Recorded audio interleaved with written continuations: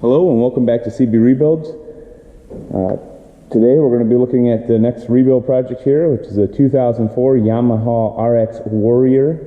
It is a snowmobile with a 1000cc 4-stroke Yamaha engine in it.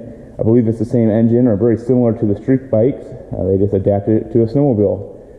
The story is with this one, a gentleman was running it across the field a couple winters ago and missed a ditch coming up, and he kind of broke the front suspension here and did quite a bit of damage to it. And you can see that he messed up the windshield and everything. The windshield, when I got it, was just sitting in the mud underneath the snowmobile, so that's why it looks the way it does. Did a pretty good number on the handlebars too.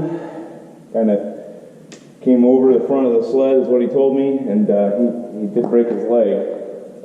And he's just going to get out of snowmobiling for a while. So this was a deal that I picked up this summer. It was pretty dang inexpensive, but we need to do some work. So I got some parts, and I'll show you what I've got, and we'll kind of go around the snowmobile and show you what's wrong with it. Hang tight.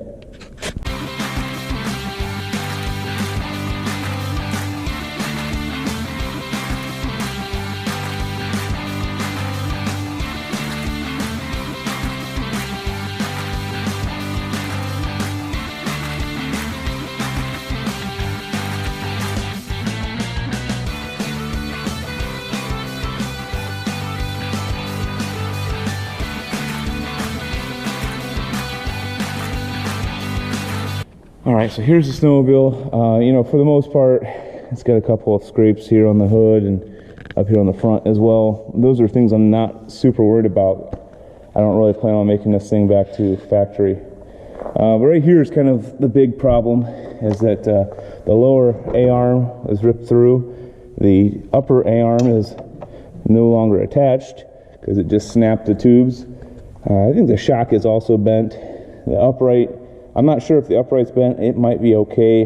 The other one kind of looks very similar, so it may be bent. It could be fine. We've also got the plastic here, just kind of sticking out.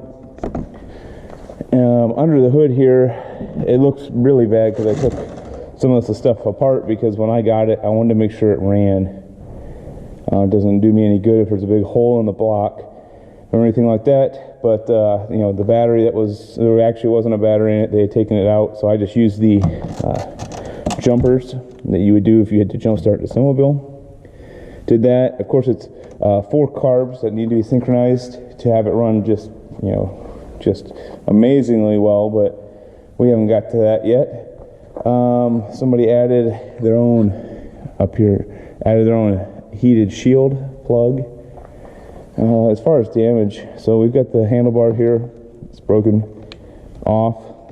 He said he went right over it and busted it right off. When I got it, the key wouldn't turn, so at least now the key does turn. And it does have reverse, but it's a manual reverse where you have to pull out this. There's no handle on here anymore, so we might end up just making a handle, and that's just how it works. I'm not real worried about having an original handle. As far as the rest of the snowmobile goes, these saddlebags came with it. Of course, part of the airbox. This is the stuff that came with the snowmobile, is the airbox and stuff right here. It's got these saddlebags that are in really bad shape. Terrible. The Yamahas do have that nice exhaust that comes out the back. It's just kind of a neat feature. I think it is. But overall, it's a pretty clean snowmobile. Minus, of course, the damage up here. We do have a broken dash right here, so that's a piece that I haven't been able to source yet, but I'm going to start looking for it and see if I can come up with another one. This is the front piece for the windshield. It looks okay. It does have a split down here in the clip, but it will be okay. And I guess as far as everything else goes, again, this piece of plastic is broken out, but the snowmobile looks pretty good. Over here on the side here, we do have a spare belt. I'm not even sure if it's a new belt or it looks like it might have been used, We've got the, belts already on here. So we got, it does work, it does spin the track. Again, because I did test that after I bought it. The guy I bought it from was just trying to get out. He said, I'll just take whatever you got. Pretty inexpensive to get there. But I just didn't want to buy junk. And if it had been junk, I wouldn't even try to fix it up. So, like I said, we got this saddlebag here that is in really bad shape. And somebody screwed it right into the tunnel. Look at that. Probably have to take that off because it's not great to leave it on there if it's just junk. So what we're going to try to do today is try to get this thing fixed up a little bit, because right now it's really, really difficult to move because the ski is all over. So since I bought the snowmobile, I've been looking for parts, and what I've come up with is a new bulkhead, right front bulkhead. This was sourced through eBay. I also got a new upper control arm and a new lower control arm. Of course, it just goes in like that. Get those places to mount everything up. And a couple of other parts that I got that aren't going to help us today. So we've got this upper control arm as well.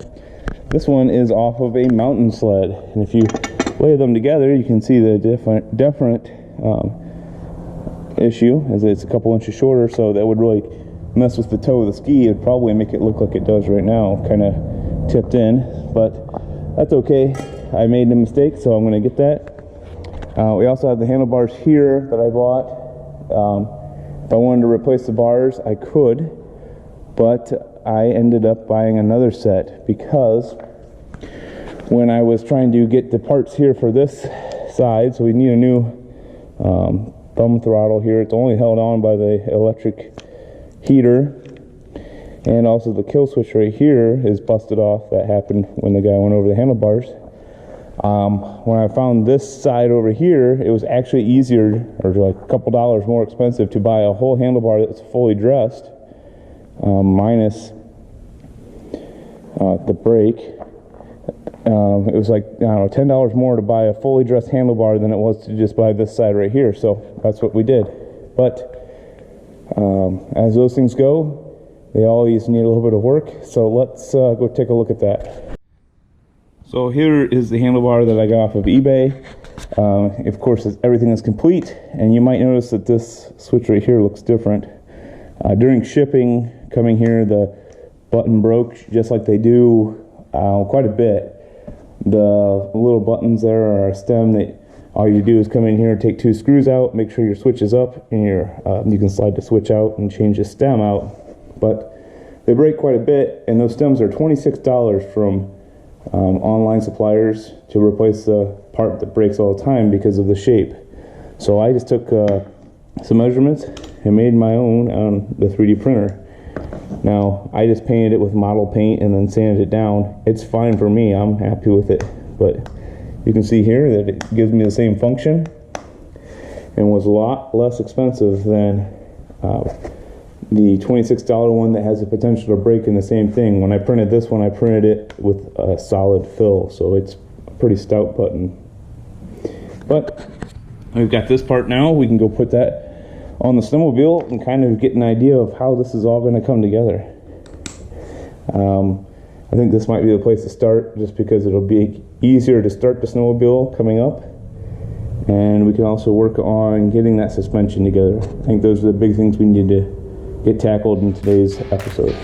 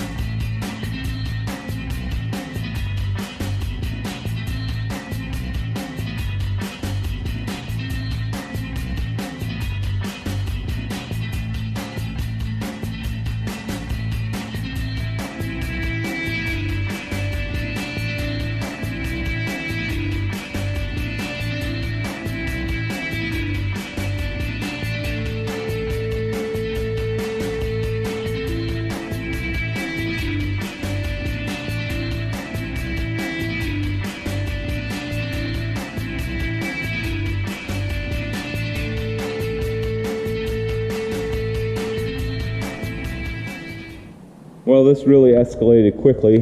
To get the right hand side out, I had to take the left hand side out as well. It wouldn't have been a big deal except that the plastic screws that hold the side panel right here on are all stripped out, so I wasn't able to get them removed. I know I should be able to remove them, and I might get to doing that, but I might come up with a different way of doing it too, because I want that side to be serviceable if I have to get into and change a belt in the field. But we've got the broken housing out, so the broken housing's out. You can see here the big hole that's not supposed to be here. Also, there's a crack right here by this boot. So this one's done. We're able to get it out. We've got the replacement one right here. So I need to transfer over some of the things, clear out a few of these rivets and stuff, make sure it's all cleaned up. And then I believe I can just put this right back together. So that's what I'm going to work on now, off camera. And I'll come back to you guys once I get some progress made. So see you guys quickly, hopefully.